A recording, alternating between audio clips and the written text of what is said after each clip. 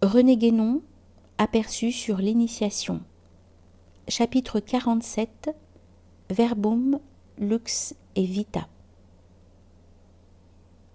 Nous avons fait allusion tout à l'heure à l'acte du Verbe produisant l'illumination, qui est à l'origine de toute manifestation et qui se retrouve analogiquement au point de départ du processus initiatique.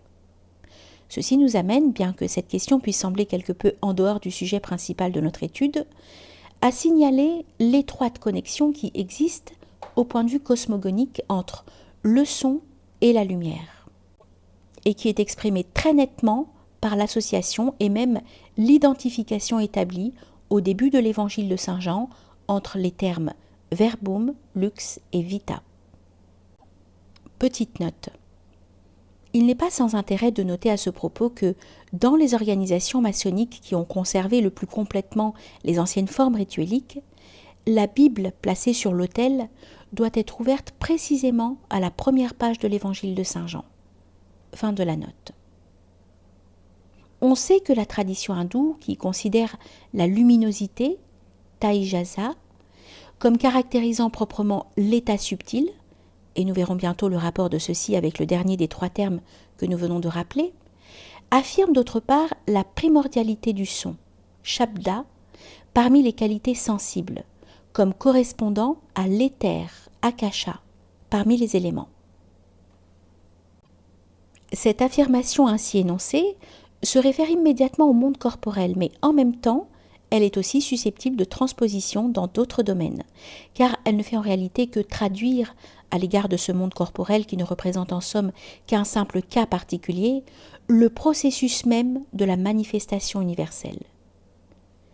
Si l'on envisage celle-ci dans son intégralité, cette même affirmation devient celle de la production de toute chose dans quelque état que ce soit, par le Verbe ou la parole divine, qui est ainsi au commencement, ou pour mieux dire, puisqu'il s'agit là de quelque chose d'essentiellement intemporel, au principe de toute manifestation, ce qui se trouve aussi expressément indiqué au début de la Genèse hébraïque, où l'on voit, ainsi que nous l'avons déjà dit, que la première parole proférée comme point de départ de la manifestation est le fiat lux, par lequel est illuminé et organisé le chaos des possibilités.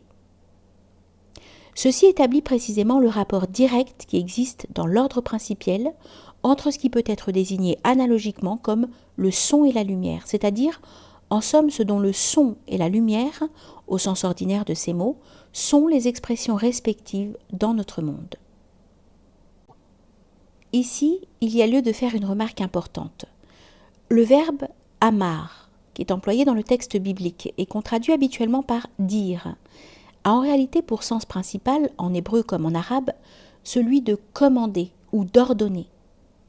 La parole divine est l'ordre, amr, par lequel est effectuée la création, c'est-à-dire la production de la manifestation universelle, soit dans son ensemble, soit dans l'une quelconque de ses modalités. Selon la tradition islamique également, la première création est celle de la lumière, an-nur, qui est dite min amrillah, c'est-à-dire procédant immédiatement de l'ordre ou du commandement divin. Et cette création se situe, si l'on peut dire, dans le monde, c'est-à-dire l'état ou le degré d'existence qui, pour cette raison, est désigné comme alamul amr, et qui constitue à proprement parler le monde spirituel pur.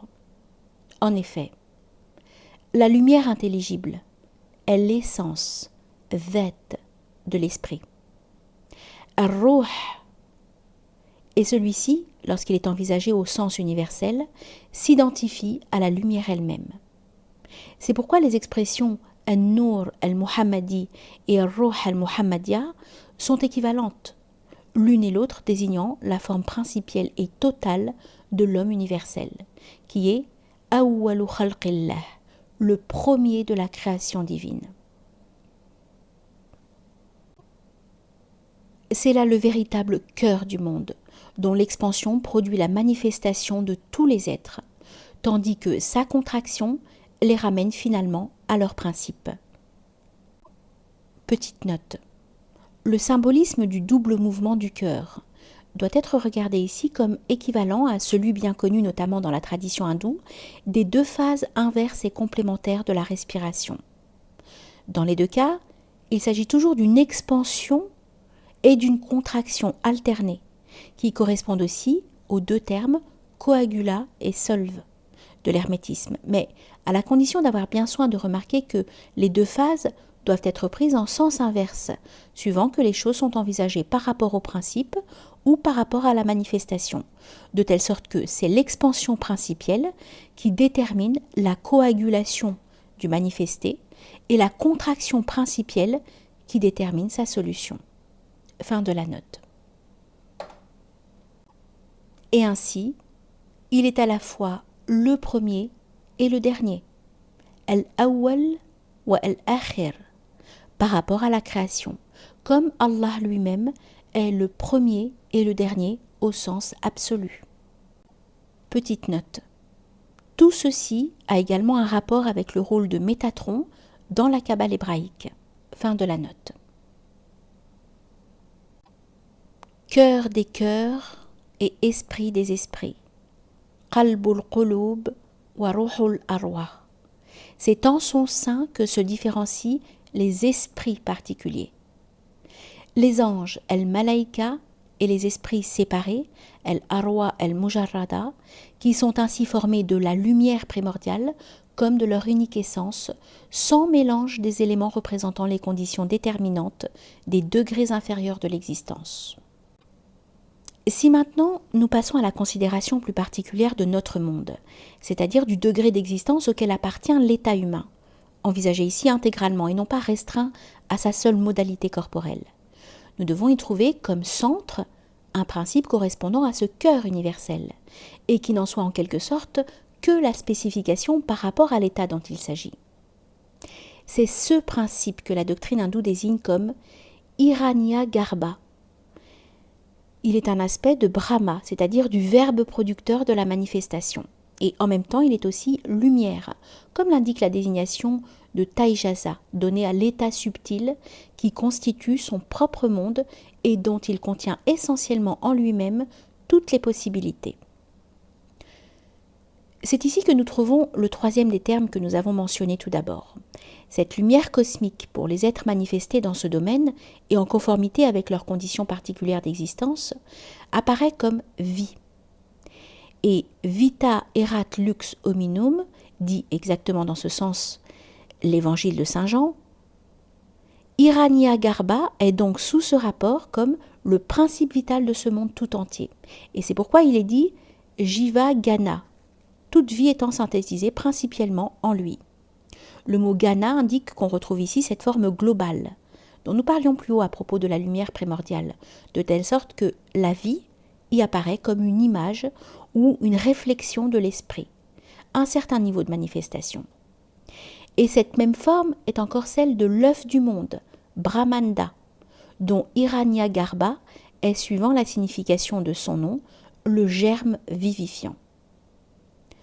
Dans un certain état, correspondant à cette première modalité subtile de l'ordre humain, qui constitue proprement le monde de Hiranya Garbha, mais bien entendu sans qu'il y ait encore identification avec le centre même, l'être se sent lui-même comme une vague de l'océan primordial, sans qu'il soit possible de dire si cette vague est une vibration sonore ou une onde lumineuse. Elle est en réalité à la fois l'une et l'autre, indissolublement unie au principe et en principe, au-delà de toute différenciation qui ne se produit qu'à un stade ultérieur dans le développement de la manifestation.